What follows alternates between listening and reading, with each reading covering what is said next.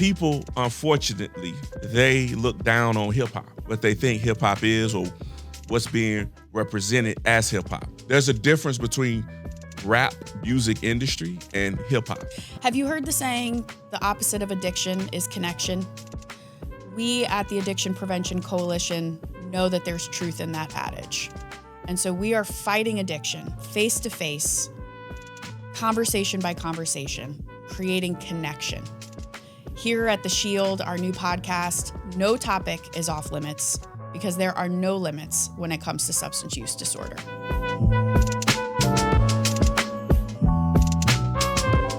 Welcome to The Shield. Ooh, I got a good one for you today, and I've been excited about this, and it came up very organically, and so I think you can tell by the smile on my face, even if you're just listening and you're not even watching, that I'm excited about this one. So with me today is Shaheed Tawheed, and you are a lot of things, but one of the reasons you are here is because you are co-founder and executive director of K.R.U, which stands for Knowledge, Rhythm, and Understanding. However, you're also a professional musician. Yes. And my boyfriend is kind of freaking out right now that I'm sitting across from you interviewing you. So welcome, first of all, to The Shield. Thank you for having me, and thank you for the kind words that I'm not worthy of, but I'll take it. So like 3 weeks ago, my boyfriend is in Mobile for work, yes, and he happens to hear that KRS-One is playing at this little tiny club, and he's like, "You're never gonna believe it. KRS-One is playing at this little tiny club. I've never seen them. I'm gonna go, and I don't care if it's just me. I'm gonna go." And I'm like, "Good for you, baby." Like, and I'm gonna be honest, I don't really know who KRS-One is, okay? I'm sorry. I told you I don't really hip-hop, okay? Yeah, not fine. really, okay? But I like music, and I know he does. So he was into it. So he is going, and he's excited. And then he tells me how great it was, and he tells me the opener was just killer. And he's like, and I brought back a flyer because I feel like you need to meet them. And so the flyer is this cute little flyer, and it's Knowledge, Rhythm, and Understanding, and it talks about K.R.U as a nonprofit organization serving boys and girls ages 5 to 14 in Birmingham, Alabama. And I stopped reading, and I just emailed y'all and said, we got to chat. Yes. So, and then you sent me crazy pictures of you with him at the show. Yes, because when you told me your boyfriend, and you told me where he worked, I said, I remember the guy. I remember him because we did take a photo, and he bought an album. And then he started telling us who he was, where he worked, and I was like, oh, man, yeah, we need to talk. We need to talk. And so I gave him the flyer, and then you emailed, which was incredible because I'm like, when I saw what you did, and then we talked. So I was like, oh, this is perfect because it shows when you're doing the right type of work, you're going to be led and brought together for ultimate higher purpose. And I say purpose, but some people say calling, but I'm going to use purpose. And so then I found out what you do. And so I'm like, yeah, let's figure out how we can do what we do together. Together. Right. Well, I have to tell you before we go any further, you know, as I said, I'm not like a huge hip hop fan, but I appreciate it. Yes. And I like your style of music where it's not like, you know, disrespectful to me as a woman. Right. I really appreciate that. And there's like actually a message in the music, but it's not heavy handed. So your album has been basically on repeat at our house. So thank you very much. We appreciate that. We, myself, DJ Supreme, and I put a lot of work into this record. This is probably our, out of all the records we've done, we would say our best work up to date as a full project, and it's led us to so many different things, venues, avenues, people, contacts. This album has a lot of hip-hop legends on it. Yeah, and R&B legend on it. Raheem DeVaughn is on this album. Charlie Tuna and Akil the MC from Jurassic 5 is on this album. Okay, I know who they You are. know the, you yeah, know, so I know who they are. so Right. so you know a little hip hop. Elvis today was like, okay, if you're bringing the album, do you also want a Jurassic 5 poster in the background? I was like, okay, It could have that I could have don't need worked. to like go that deep, It could but have worked because though, and it has Slug from Atmosphere, but Jurassic 5 they're literally like our brothers, mentors. They took us on the road with them 4 times, 3 times overseas, wow. and then we did an East Coast swing with them. So they're practically our big brothers and mentors in the game. And so when you have a group like that respects what you do, and we coming out of Birmingham, Alabama, which is a place where people don't think Right. hip hop is or Right. exists. Yeah, they think Atlanta or Yeah. right, exactly. And we Even we get New excluded. Orleans or Houston, right. So let's talk about I want to talk about K.R.U, obviously, but I want to talk about music. So fun fact, breaking the fourth wall here, you went to high school with Ronnie, our amazing producer. Yes. So it's been a little bit of a trip down memory lane here. Yes. But like, has music always been the thing for you? It has been, yes, one of the things. One of the things. Basketball and music for me were the 2 things that I loved the most outside of girls growing up. Mm-hmm. Got Basketball, music, and then girls. and girls. So I'm kind of like most. I grew up like most kids in America, with the passion of music and sports. And so for me, it started at a young age, obviously, very young age, maybe 4, and maybe even earlier than that. But 4 is when I can remember the love of music, listening to Prince, listening to Slick Rick, Dougie Fresh, and Run DMC. My father had all these records, and then my mother is an educator. So I had a interesting balance because mother was an educator and father was not an educator, but father was an athlete. He was a great basketball player. Got drafted in the ABA.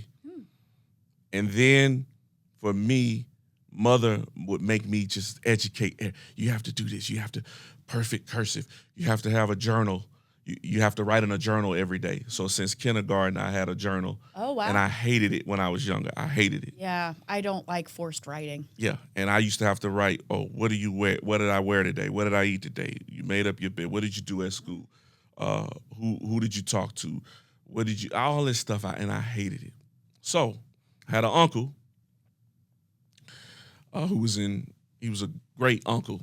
He was from the streets too, street pharmaceuticals and just a. Street but pharmaceuticals. He was a great guy. He was a very yeah hinky in the air way yeah. of saying it. He introduced me to a lot of different forms of hip hop music, and so he would always say, "You need to stay away from this. Number one, because your mother gonna kill you if you do this, but." This is this is your lane. This is what you need to focus on. So from that, I started writing in my journal. I started writing lyrics instead of, the boring stuff. Dear diary. Yeah. Now you're actually writing lyrics. Because I couldn't keep that up. It was just too boring. And so listening to hip hop, you start hearing some of your favorite artists talk about this, talk about that. So then now that's what gave me the canvas to start writing. All right, if I got to do this, I'm going to do it the way I want to do it. I'm going to write about my life. I'm going to write about what I do. I'm going to write about this. And when I was younger, I wrote some of the worst stuff ever when I was younger, too. I wrote that, too, and got in trouble for it in school a few times. But as I grew and started to grow as a person, then I understood, like, how powerful the art form of music and hip hop can be. Yeah. And so by the time I got to high school, I used to battle a lot. I used to battle other rappers. Before games, I used to spit a freestyle before games in front of my teammates. And I just used to, every day I would write. Got to college, wrote every day, wrote so much.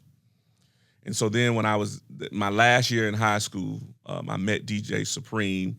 He had an event in Birmingham called The Eargasm, which was a place where people who love the hip hop art form who practice emceeing, DJing, graffiti, and breakdancing all would meet at a place once a week initially, and then once a month. And then I got in. I wasn't even old enough to get in yet.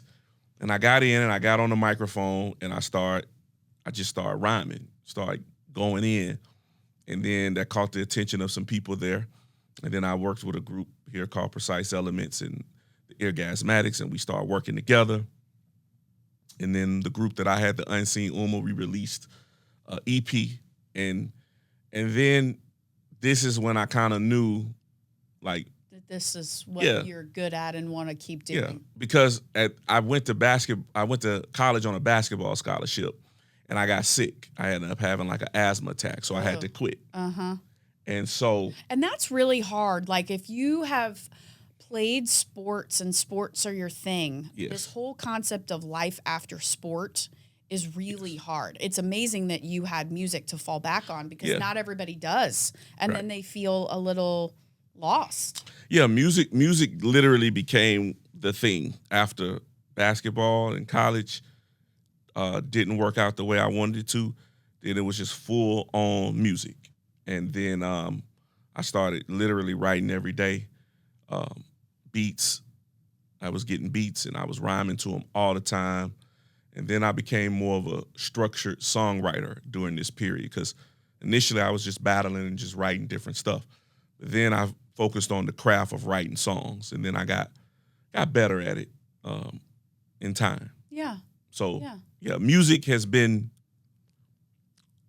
a staple. And I'm blessed to have it, because music, just writing in general, became something that I literally used to help me get through some things and some very tough trials in life. Because it was around this time when I was 19 that I found out I was adopted. So music became the thing. The thing. It was just writing about. It became your coping mechanism. Yeah, it did. It did. And I wasn't using it like a coping mechanism because I just loved music in general, but that's what it became subconsciously. And that is what you are doing now through your nonprofit and through one of your many day jobs. Yes. So yes. What? Yes. K.R.U, Knowledge, Rhythm, and Understanding.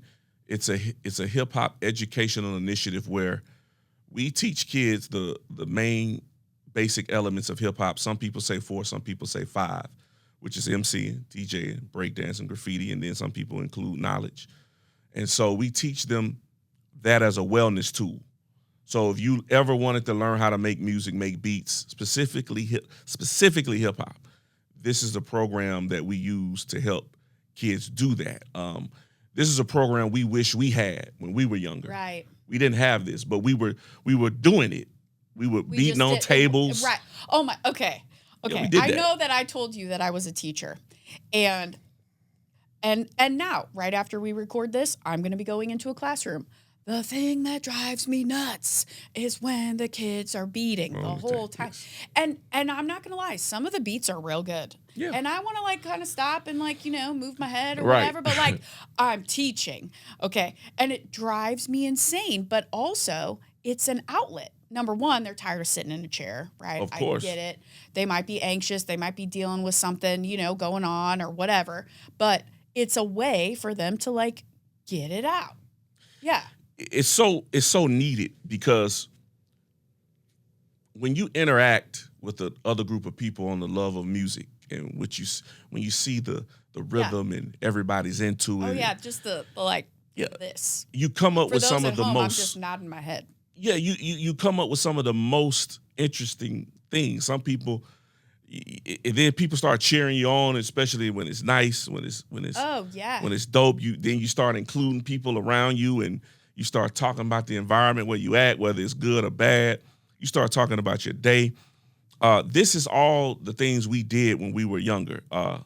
Boys clubs, schools, even some people, we did it at church on the church van.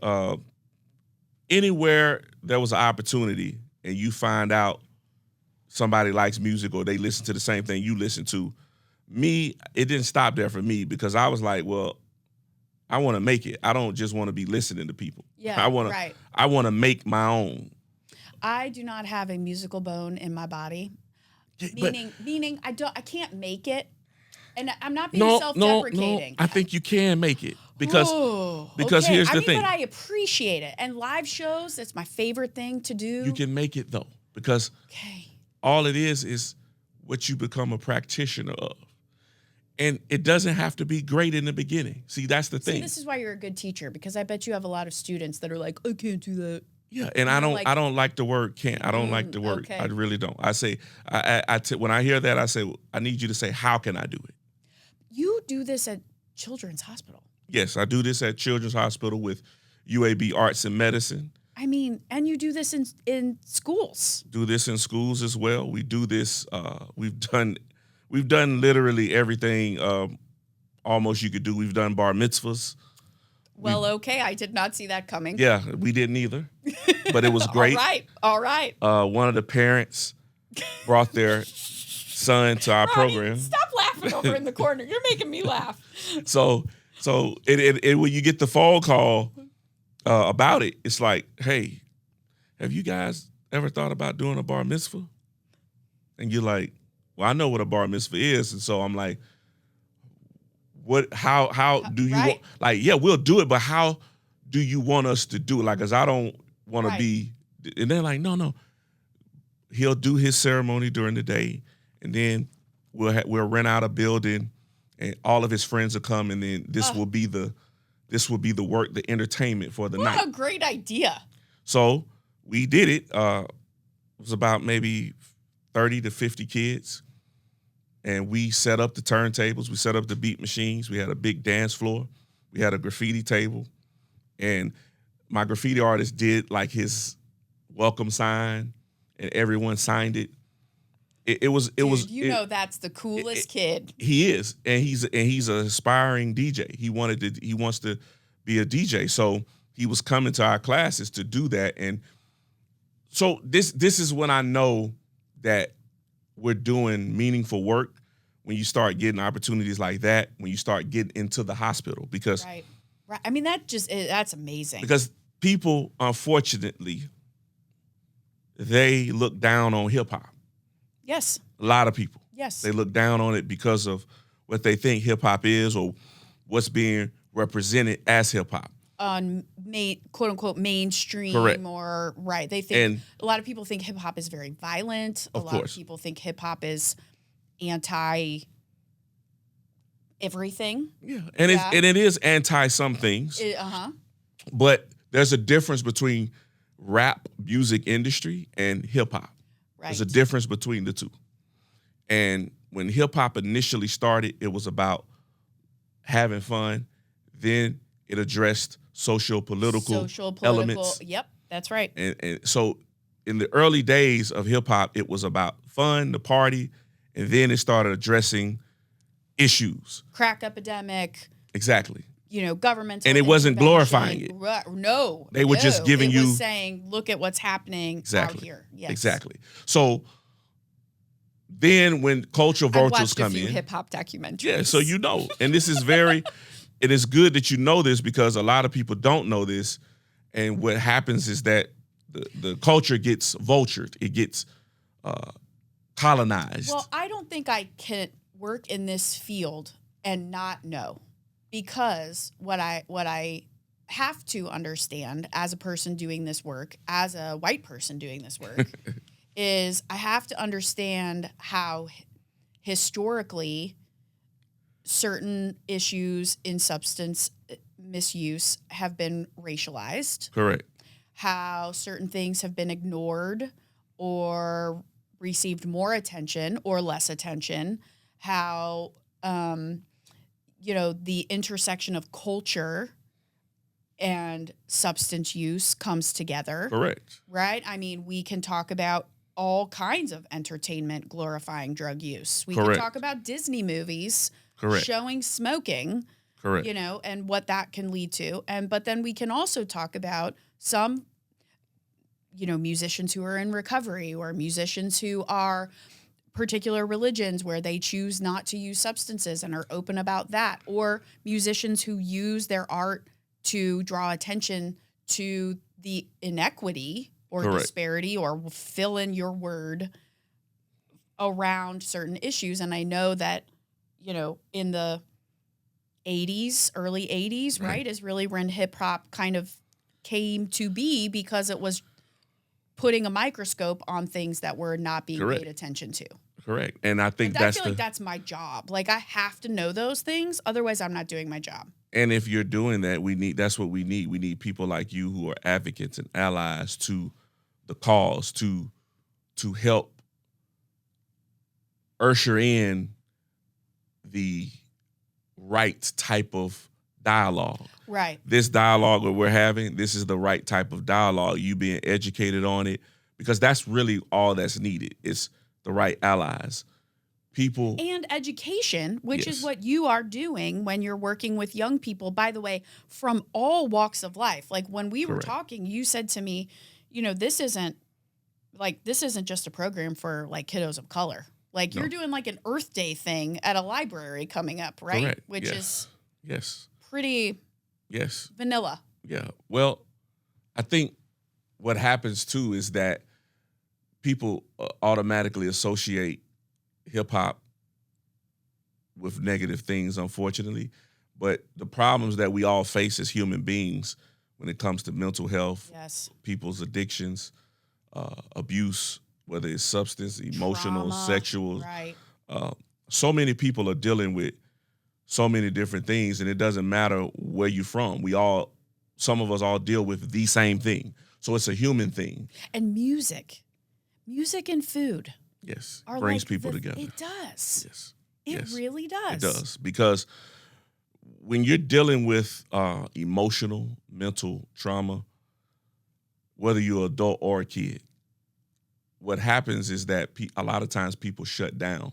They're looking for something to do to take their mind off of that trauma. That's right. For me, I have found that my space and place is using music to help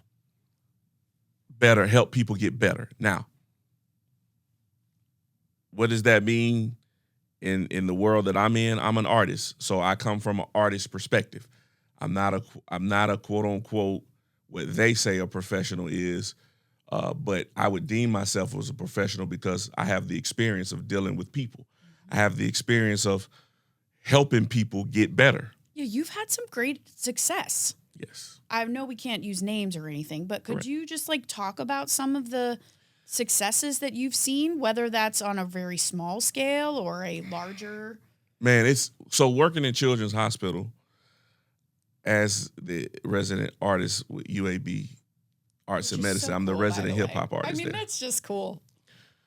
I deal with kids in behavioral health, and I also help kids that are sickle cell and HEMOC patients. And so what happens is you see the physical pain, and then you also, in behavioral health, you see the mental and emotional pain.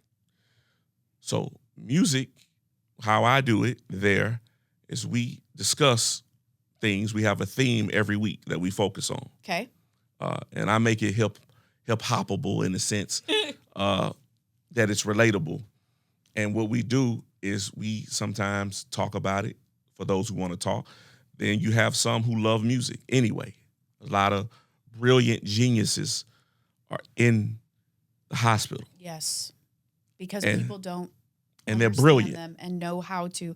Yes. And I mean brilliant. Yes. We had one student, and I don't call them patients, I call them students because we're all learning. All right, I love that. So he did not talk for like the first 2 weeks I met him. He did not talk, say anything. Didn't say a word. And so, I let him be. I don't force you to do anything. So third week I come in, I make a beat for him, and the class is doing their thing. People are writing and coming up with songs. And then I see him in the corner. I see him moving his head. Doing this and thing. So I'm like, oh, so he's feeling something. So so then about 10 minutes later, he raises his hand And then he's like, I got something. I say, oh, come on. So he's like, I ain't write it though. I said, no problem. Say what you got. So he starts saying what he got. And I mean, he's in it. He's got it. And I'm like, dude, write it down. And so then he tells me like, I can't, he's like, I can't write. And I was like, okay. And then I'm like, I said, well, can you memorize it? He's like, yeah, I can memorize it. But he's like, I can't write it. I said, well, memorize it, man. And when you memorize it, spit it. And then he got up, he started spitting, he started rhyming, and the whole class was so happy for him, like the class, because he typically did not talk. Yeah. And then when you hear his voice, he has a voice. One of my favorite moments. Music gave him a voice. It gave him a voice. My favorite moment was when we were doing a workshop at an elementary school. There's a kid who was hearing impaired. Are you going to make me cry? Well, it might because Just... it made some of his teachers cry. Okay. And me, I'm not an emotional person, and I don't do it on the spot, even if I do. Yeah. Okay. So this whole 2 weeks we were there, he wants to talk about weather. Okay. Like every song somebody was writing, he goes, let's talk about hurricanes. Let's talk about tornadoes. And none of the other students want to talk about that. Yeah, no. So he's like, yeah, and a hurricane came and the rain came. And then the other one's like, no, we don't want to talk about. So I said, I got to get this kid. Like, I have to figure out a way to integrate him because he just wants to talk about the weather. Mm-hmm. So I said, what we're going to do, you're going to do your own song. We're just going to give you your own thing. So And this kid is hearing impaired. He's hearing impaired. Okay. So he goes, I said, listen, tell me something about yourself that rhymes with hurricanes, because he loves hurricanes. Okay. And he goes, such and such is my name. I love hurricanes. I wear a hearing aid. Right? Okay. And he repeats it. And so then when it was time for him to say it on the mic in front of everybody, like everybody's shocked because they see him grabbing the mic and they know, he's hearing impaired. So he gets such and such is my name. Love hurricanes. I wear a hearing aid. And the whole gym, they just went over to him, started slapping his hands, giving him 5, hugging him. It was the excitement. And it was in that moment that I understood, like, even this kid, he's hearing impaired. He loves music, loves expression. It was real. It was him. He talked about himself. Regardless of whether or not anyone else wanted to talk about weather and hurricanes and rain, he did. And there's a space for him. Because that's a space. Like, no one typically talks about weather. And then I told one of the new weather lady, her name's Harmony Mendoza. Okay. So she saw it. She used to work for Channel 13. Oh. She saw it and was like, this is unbelievable, because he had an obsession with the weather, right? Recently, another example of what we do, there's an organization here called Unless You. They work with adults with disabilities. Unless You. Okay. Unless You. And it's like, basically, this will keep on unless you help. Unless you do it. Unless you help. Oh, all right. So they reached out to us last year because one of their students wanted to do hip hop for his show. And these are adults with developmental disabilities. Yes. Okay, got it. So they have a big event every year at the Lyric Theater. Okay. Where it's like, unless you got talent. So they let them do their thing. All right. So they rent out Lyric Theater. People, their parents and the community comes dressed up like they go into a show. And they let them do their thing. So we get one guy who wants to do hip hop. So they contacted us and was like, hey, one of our students wants to do hip hop. He wants to learn how to DJ. He wants to break dance. And so they hired, consultants. So we practiced with him a couple times. And then he goes on stage and he wins the event. He actually won it. Awesome. And the look on his face when he won was like, like he won.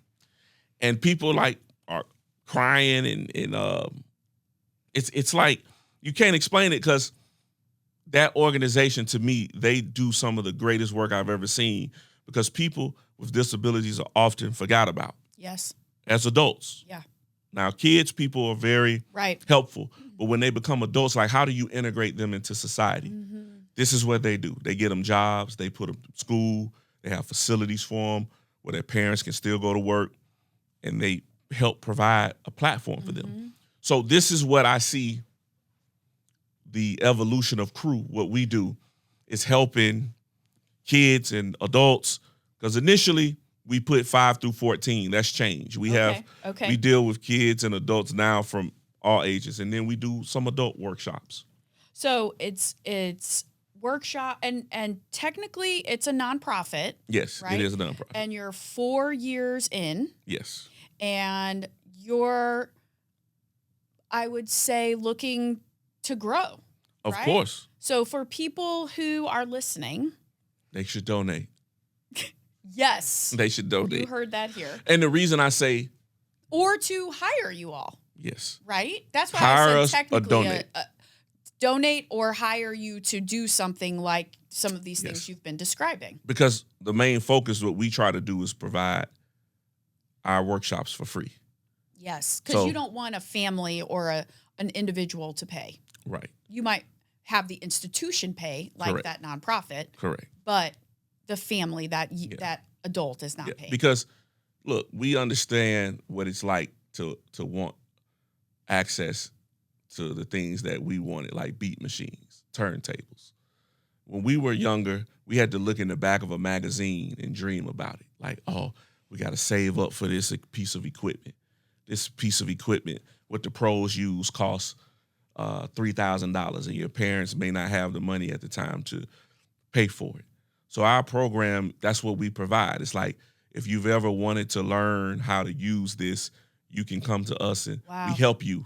And then we give you advice on what you can get until you get this. Right. But when you come to our program, you have access to it. You use it. So people, when they donate, this is what their donations go towards. It goes towards us being able to provide these things. And you're learning from professionals. You're learning from people who have... Which I think is a real, differentiator. It's a big difference because you learn from one of the best. You learn DJ Supreme's one of the greatest beat makers ever. You get to learn his certain secrets from him. We had a kid in our program. We did a song for UAB's Vocabby's World. We wrote their theme song. One of the children in our program co-produced the beat. I mean, isn't that amazing? Yeah, he co-produced the beat. And so when we released the song, he's in the car with his mother. His mother takes the video and sends it to me. And he goes, I helped make that beat. That's my beat. And we're like, yeah, you did. So it's even that. It's like to see the look on his face, and his sister's like, you didn't make. He's like, yes, I did. Yes, I did. He's like, yes, and he's proud. So it's not, I mean, it certainly is coping, mental health strategies, therapy, all of that. But then it's also resume building, technical skill building, it's job. It's everything. It's all of the things you can imagine. It's all of the things. Here's the thing. And I don't even care if people try to jack it now. So I have this thing when we were doing the workshop, because one of the principals at first did not understand what we did. The school principals. Yeah. Okay. Didn't want us there at first. Uh-huh. But she saw it. Yeah. So when she saw it, she changed her mind. Because I explained to her, I come from an educator. My mother was an educator. My mother was a principal. My mother was a director of curriculum. So I know education, but I'm also the child, the student who didn't like that education. Yeah, and right. I'm that, so I know how to. And apparently you used to clown a lot. Yeah, a lot. A lot. Got in trouble a lot. A lot. Unfortunately, I put my parents through a lot of unfortunate circumstances due to my behavior. But one thing I can honestly say that has stuck with me was the education part and how I can blend the two. Yeah. And so what I explained to them, the principals and the educators, everyone is using this thing now, STEM, STEAM, yes, STREAM. Right. STEM, STEAM, STREAM. Yeah. So I said, okay, fine. You wanna use that and hijack it, fine. Hip hop is the same thing. And she goes, how? Science. This is a science. How you use this equipment, all of this, it's a science. Oh, yeah. And it's revolved around science. Technology. Yeah. That's what this is. A no-brainer. That's what the beat machine is. Technology, computers, engineering. That's what this is. Sound engineering. Right. That's what Ronnie's, yes. Math. When you write a song, it's bars and measures, which is math. Okay? Mm-hmm. If you want to add the R in it, you need to be able to read. If you want to add the A in it, that's art. Hip-hop is art. It's music. So don't tell me music or hip-hop, specifically hip-hop, is not STEM, STEAM, or STREAM. And then to top it off, we went and wrote a song about STEM, STEAM, and STREAM, just to show you and prove to you. Because hip-hop is about showing, they say showing and proving. This is one of the mottos in hip-hop, show and prove. So we show and prove. Yeah, so we show. I think we just got ourselves our podcast description. Yeah, show and prove. So we're going to show you and we're going to prove it to you. And to me, I don't like proving anything to people personally because I feel like I don't have to. I was going to say, you kind of give the vibe that you don't. Yeah, I don't care to. Right. So I say showing and improving. Oh. Because it's about improving. All right. Showing and improving. From the hip hop perspective, we go show and prove. Okay, fine. So we just showed you and we proved it to you. And then it proved that it had an impact on your kids during their school day where they weren't in trouble. Right. They were doing something conductive and constructive. And they had fun doing it. As they say, I think you just dropped the mic. Another musical reference. Thank you. Thank you for what you're doing. About. Thank you for, I mean, it's really, really cool. Like, thank you. You're cool, but this is real cool. And the way, I mean, because sometimes social emotional learning stuff is not very cool. It's not. So the way, like when there are opportunities to make it cool and to make it acceptable and fun and not lame to talk about your feelings and your life experiences and maybe some challenges that you have. I mean, That's awesome. I think why it's not cool is because of peer pressure. Yeah. By your peers or a certain age group or depending on where you go to school, they will make something that's not harmful to yourself, something that's not where you're killing people or talking about substance abuse. That people think that stuff is cool. They think they don't think hurricanes are cool. Right. They don't think that's cool. Right. They don't. Right.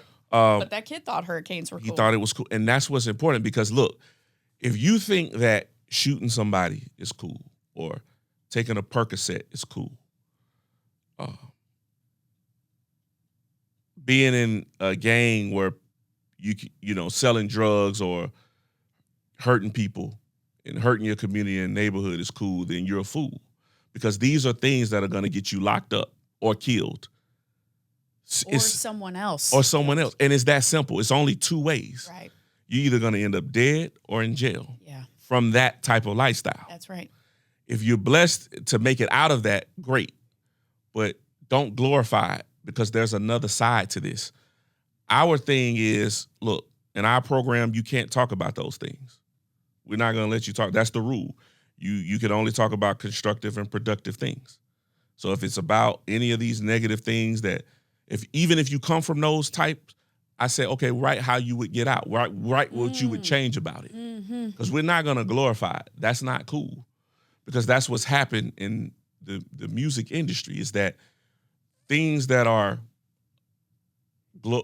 harmful are being pipelined to our community, and it's hurting society. It's hurting kids from a certain demographic, and it's hurting the perception of the art. and it's definitely killing the art form from people who know what art really is. Some people say, "Well, man, you got movies that blah blah blah." Yeah, you do.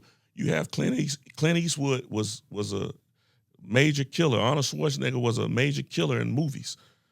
They were, but the impact that it had on their people is not like what it has on our people and our demographics. Because once you start promoting that and you put money behind that to fund it to a certain community of people, they're gonna think that's okay. You don't tell them that, hey, if you sell drugs or if you trap, you get caught, you go into jail. Now also you're hurting people who are taking substance that's hurting themselves. You don't talk about the mental disability that comes from taking these things. You don't talk about when you're killing somebody or running up on somebody with a gun. You're making families weep, families cry. Then that freedom is taken from you. So now you're doing jail time, and when you go to jail, that's another mental thing. Yeah, right. So all these socio-political ills that comes with negative programming is really hurting the culture and the art form. So we try to do the opposite of that in our music and our programs. It's not perfect. We're not perfect. Of course. What we're doing is just providing a different backdrop. So we partnered with Jones Valley Farms on a farming song. Then we did a water song. Then we did a skating song. We did a STEM, STEAM, and STREAM song. We did a UAB Arts and Medicine song about art and medicine. Well, I think you need to do an APC song. We can do about substance use prevention. Yes, that is definitely on the horizon. And we do these type of songs to show that there's so many other things to talk about, right, than negative things. And if you want to collaborate, we are with K.R.U, they just need to reach out to you, right? They need to reach out. KRUhiphop.com or Knowledge, Rhythm, and Understanding, everything on social media. That's how you can find us. Show and improve. Show and improve. That's what it's about. That's what it's about. Thank you so much for being here. Thank you for having me. I really appreciate all the time. I'm just so excited that we have met each other. If you like what you heard, and I know you did, please consider rating and reviewing or subscribing to The Shield. Here's the album. Visit the website. Thank you. Peace. Peace. Thank you.